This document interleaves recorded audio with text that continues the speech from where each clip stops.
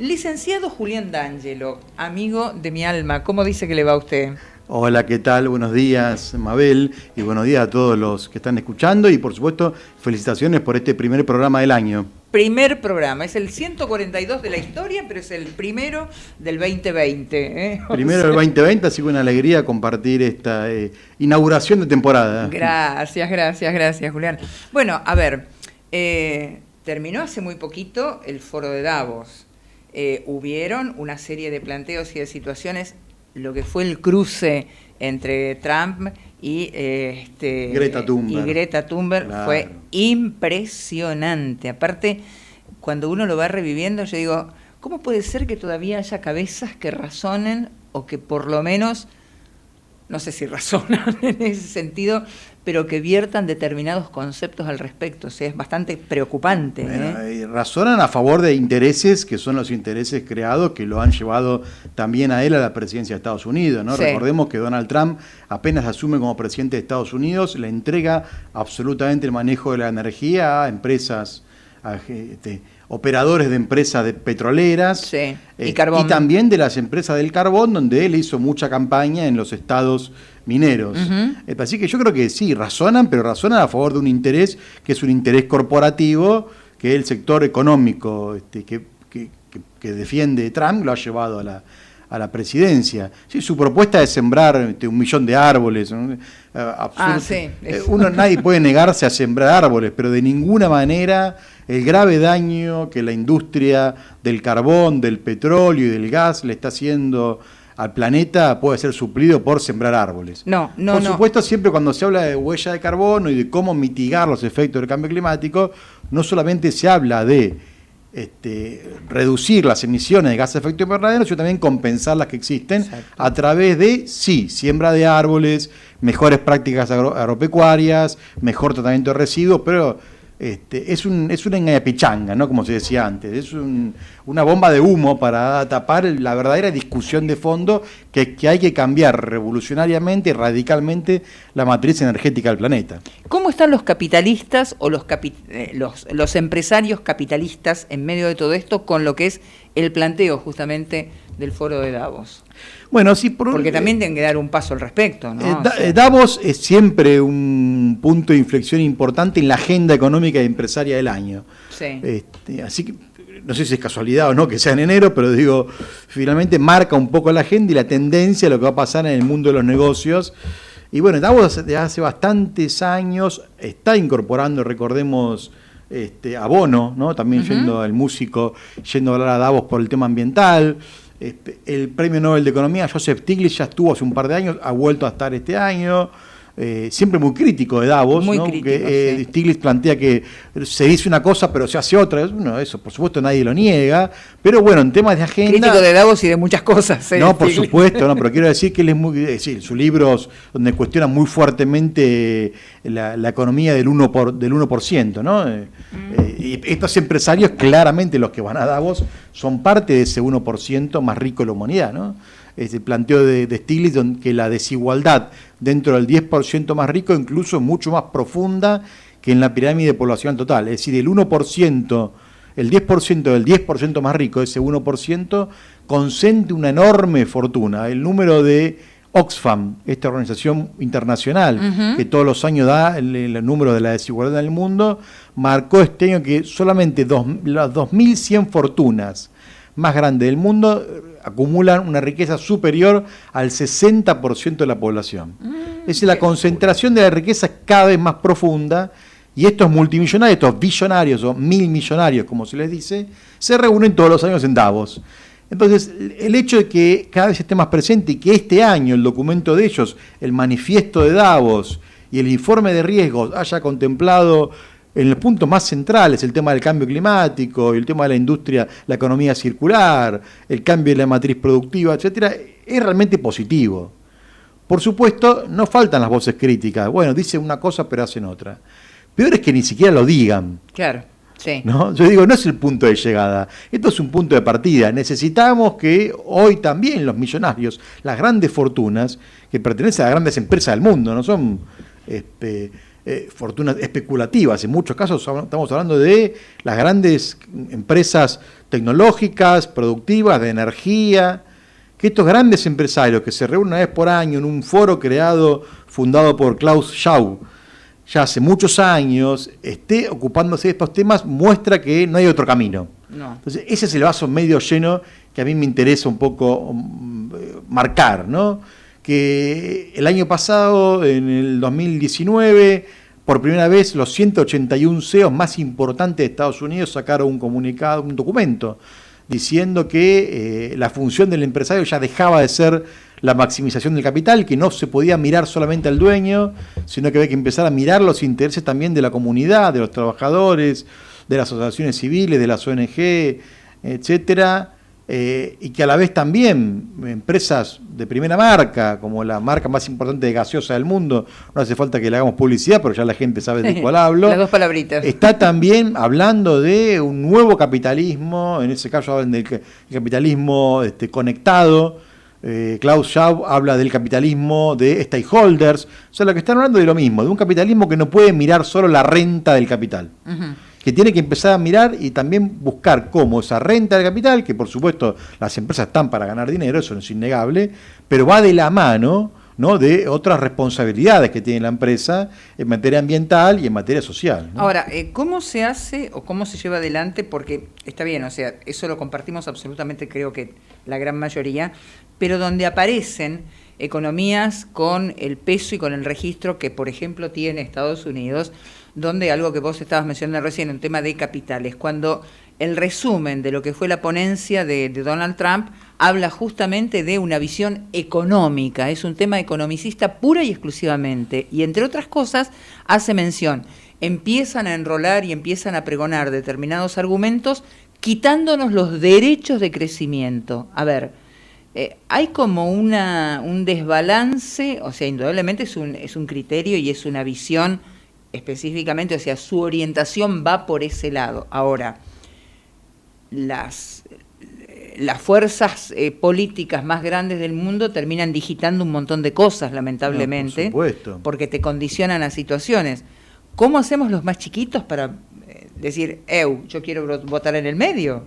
Bueno, el negacionismo climático de Trump, que lo ha expresado ya de la campaña previa a ser electo presidente, ¿no? Y que incluso lo materializó. Era una propaganda periodística eso. Lo materializó con la decisión de irse del Acuerdo del Clima de París, y que, bueno, Trump está en campaña porque este año son en noviembre las elecciones presidenciales. Exacto. Además, ¿no?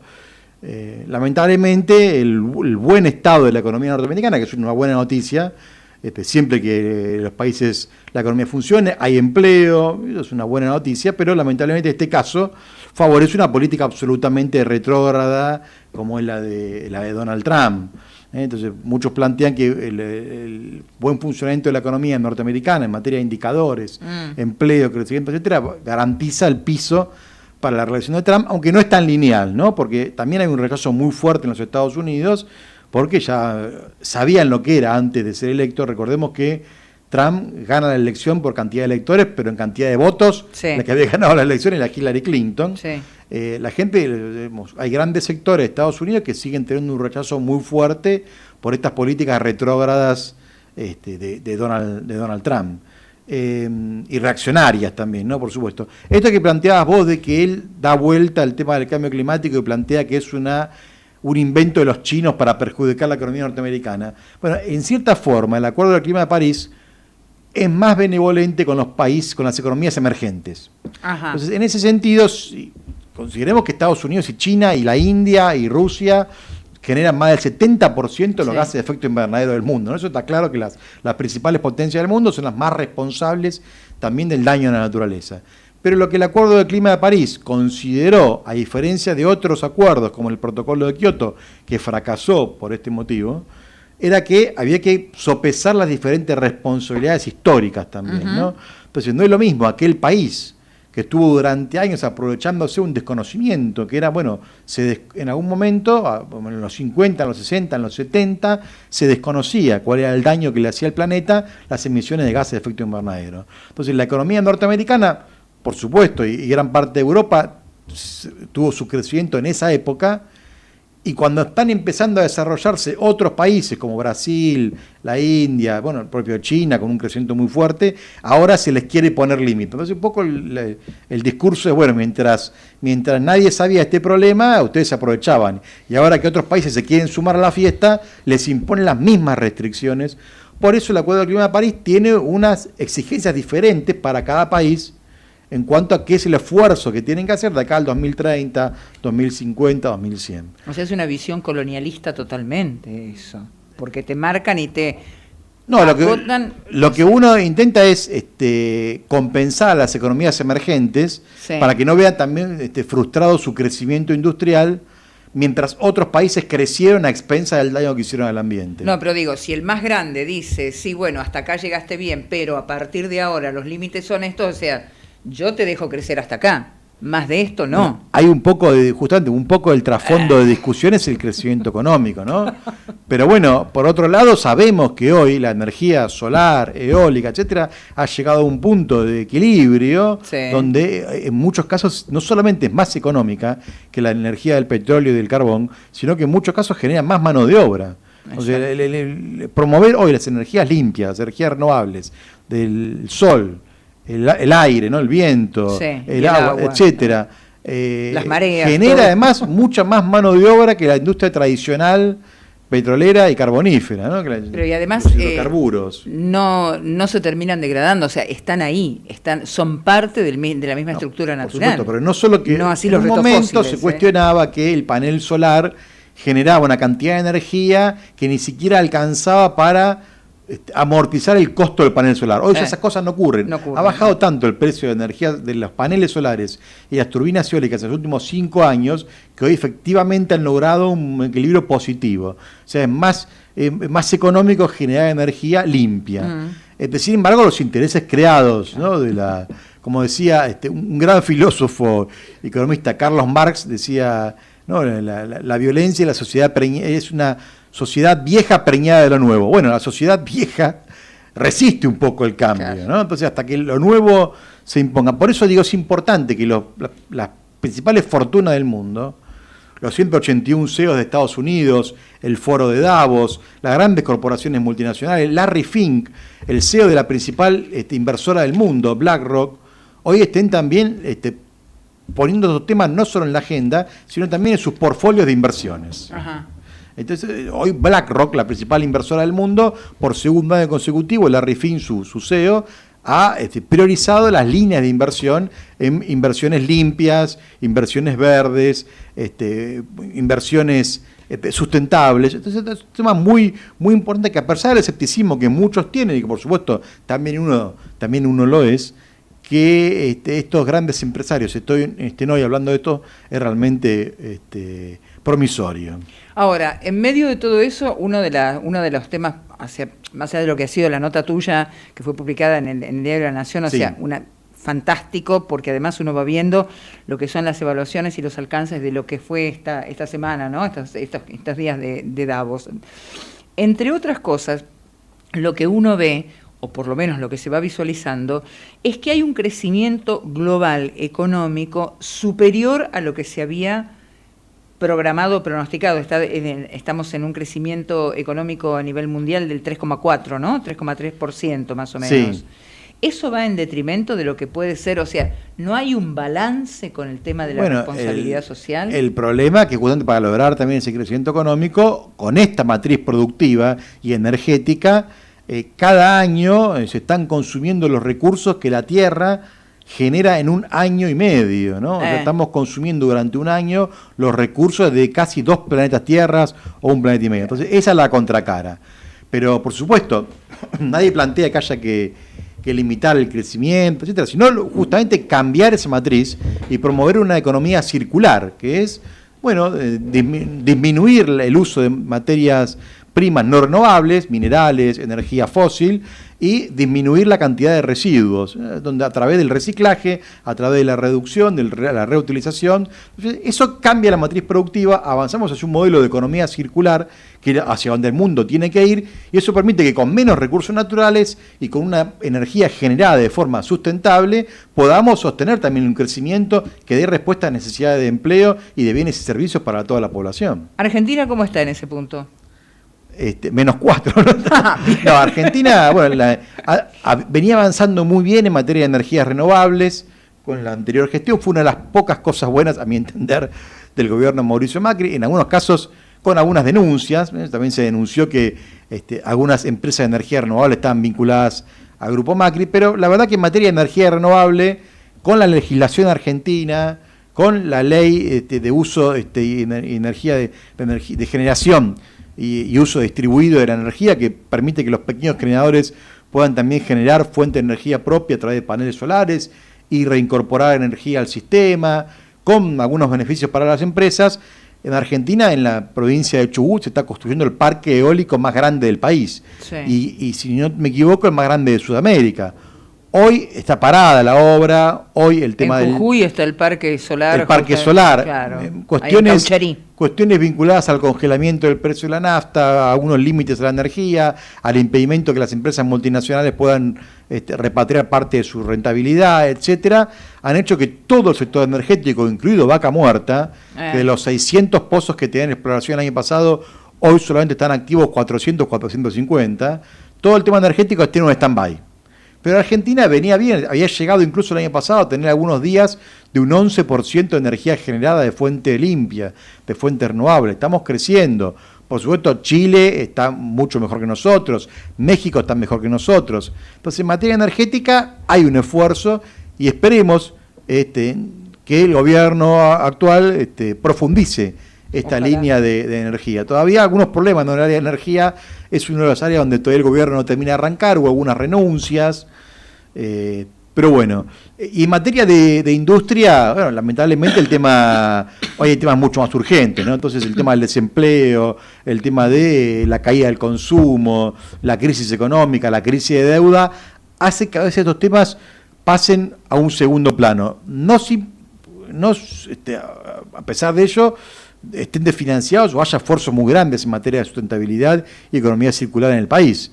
Incluso el año pasado, yo creo que lo comentamos con vos, Mabel, también acá, en nuestros cursos que hacemos en la Universidad de Buenos Aires para empresarios pymes, a pesar de que eran momentos muy difíciles, tuvimos un récord de inscritos de empresarios pymes muy dispuestos a incorporar en su agenda, en su misión empresarial, las temáticas de sustentabilidad y responsabilidad social. Así que en Argentina, de vuelta, el vaso medio lleno, hay mucho por hacer todavía. Entonces, tengamos la esperanza en que en ese mucho por hacer también hay muchos interesados en que las cosas cambien, ¿no? Respecto de lo que es la cuestión, por ejemplo, con el tema de cambio climático, la protección del medio ambiente y todo lo demás, más allá de lo que estamos hablando, de lo que son las energías renovables, de lo que es la misma posibilidad, la economía circular, en ese plano, o sea, hablaste de lo que es un tema sobre la... Bueno, pero fíjate, en ese plano en Argentina, fíjate qué dicotomía se da. En Argentina el organismo responsable de lo que era la agenda de los ODS es el Consejo de Políticas Sociales de Argentina, que depende del Ministerio de Desarrollo Social. Y después hay una ley que hay que reglamentarla, que crea el Gabinete Ambiental, ¿no? El Gabinete de Cambio Climático, que el actual ministro Juan Cabandier está muy ocupado en esos temas. La semana pasada hizo una reunión para trabajar en tema de agenda y la reglamentación. Está recorriendo mucho lo que es el tema del norte argentino, estuvo en el Chaco. Está recorriendo todo el país, pero además la semana pasada hizo una reunión con diferentes ONGs vinculadas al clima, Jóvenes por el Clima estuvieron invitados también, para trabajar en la reglamentación de la ley de cambio climático. Pero, por ejemplo, en lo que es Agenda 2030 ODS, hoy Victoria Tolosa Paz, está también participando activamente en el plan contra el hambre. Entonces, a veces estas urgencias, lamentablemente, dejan en un segundo plano. Pero bueno, también la lucha contra el hambre forma parte de la Agenda 2030 de Naciones Unidas, y el tema de cómo se producen los alimentos y cómo se distribuyen y qué modelo agropecuario queremos también tiene que ver con el calentamiento global y la crisis climática. Así que bueno, de alguna forma en Argentina los temas se siguen tocando, aunque algunas urgencias cambian un poco el eje de la agenda, ¿no? ¿Cómo ves el diagrama, por lo menos para lo que es el desarrollo de te digo una agenda ya armada para el 2020, pero me imagino que ya tiene que haber un par de puntitos como para ir desarrollando con vistas a lo que va a pasar en este transcurso. Vos sí, con respecto a las políticas públicas Sí, de Argentina, sí. bueno, claramente el gobierno nacional está enfocado en solucionar el tema de la deuda. Sí. Sin eso no hay gobierno que arranque. Sin embargo, muchos funcionarios del gobierno, como te decía recién Juan Cabandier y otros funcionarios, están realmente haciendo aportes muy importantes en materia de políticas públicas vinculadas al cambio climático y toda la agenda de ODS. Claramente llevan recién un mes y medio de gobierno. Yo el año pasado habíamos publicado un artículo también referido a cuáles son las leyes que pendientes o en tratamiento que deberían acelerarse en materia de esta agenda. Obviamente para sesiones extraordinarias se han puesto las leyes más urgentes vinculadas al tema de deuda y otros temas, pero bueno, el 1 de marzo, con un congreso más activo, por ejemplo, uno de los temas que hay que tratar urgentemente, una ley que ya está presentada, un proyecto para que se limiten los microplásticos en la industria, básicamente de la industria de higiene, higiene y perfumería, productos de tocador, etcétera, que utilizan estos microplásticos en sus fórmulas. También hay que avanzar mucho en el tema del plástico de un solo uso, que hay mucha normativa municipal de prohibición. Ya en la Ciudad de Buenos Aires está prohibido el tema de los sorbetes. Y bueno, Tierra del Fuego hizo la punta con lo que fue justamente el tema de, a través de la sanción de una reglamentación, claro, allí a limpiar Ushuaia. Necesitaríamos y eso a nivel nacional una ley marco de envases, claro, ¿no? Que haga referencia a todo el packaging de plástico y la responsabilidad que tienen los productores en lo que es los envases. Esto es un tema que es central que el cambio climático. Y discúlpame, pero acá también hay otra cosa, porque está muchas veces lo que pasa y uno lo ve así en la vida diaria, cotidiana, lo que es la reutilización de los envases plásticos. No todos están o son aptos para volver a, o sea, la botellita de plástico con la que uno compra claro, el agua, por ejemplo, no puede ser utilizada en varias oportunidades porque va teniendo una degradación y va teniendo una contaminación el mismo producto que se pone adentro. Bueno, por eso también hablamos de la responsabilidad que tienen los empresarios en la fabricación, en el uso y en la disposición final de esos envases. Y que tiene que tener un sello de identificación hasta cuándo se puede usar, y eso no lo veo. Veía un chiste en una de las redes sociales que es un chiste trágico, ¿no? Decía, bueno, el supermercado nos obliga a traer nuestra propia bolsa porque porque el plástico es dañino y en el supermercado está lleno de packaging de plástico exagerado, ¿no? Por ejemplo, la fruta y muchas mercaderías que no requieren que son envoltorio plástico y bueno, es el festival. En Europa, en Holanda, hay un supermercado que empezó a trabajar con góndolas sin packaging de plástico. Ajá. Es posible. Hoy en Argentina hay muchos comercios que han vuelto al todo suelto. Entonces la gente va con su bolsa, su tupper, su envase, y está a granel, digamos, ¿no? La posibilidad de vender el todo suelto, de vuelta deja de lado el uso de los packaging. Y además es mucho más económico, ¿eh? La gente, claro, gente que usa su vaso térmico para rechazar el vaso de plástico o de cartón que utilizan algunas cadenas de cafetería, claro, o que van con su tupper para evitar los envases. Bueno, hay que cambiar un chip. Bueno, por eso, en ese lado hay un impulso ciudadano, por un lado muy fuerte, y por otro lado muchos comercios que empiezan a comprender esta lógica nueva de por dónde pasa las nuevas tendencias del consumo y empiezan a cambiar también sus prácticas. Y nosotros seguiremos haciendo hincapié y pregonando y dando cuenta, y además para seguir armando una conciencia social. Julián, como siempre, un placer poder No, por favor, contigo, el gusto es mío, muchísimas gracias por la invitación y nuevamente un saludo a todos los que por primera vez vuelven en el 2020. 2020.